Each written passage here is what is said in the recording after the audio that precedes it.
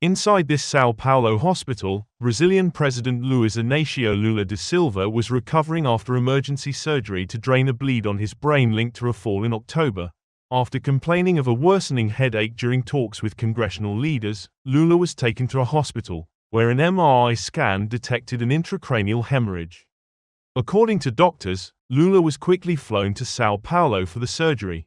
The 79-year-old was said to be in stable condition after a successful operation. Here's Lula's physician, Roberto Khalil.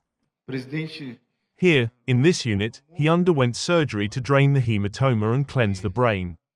The president progressed well. He arrived at the surgery practically awake, was intubated, is now stable, talking normally, eating, and will remain under observation for the next few days.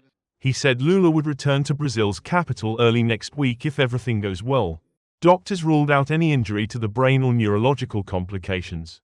But the emergency surgery added to health concerns about the aging leftist president, who is halfway through his third non-consecutive term.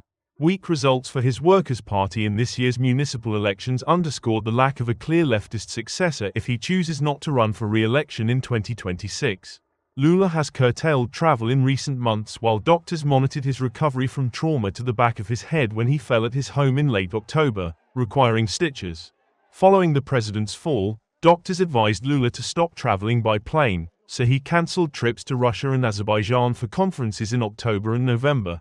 In the weeks since the fall, Lula has shown no obvious signs of impairment.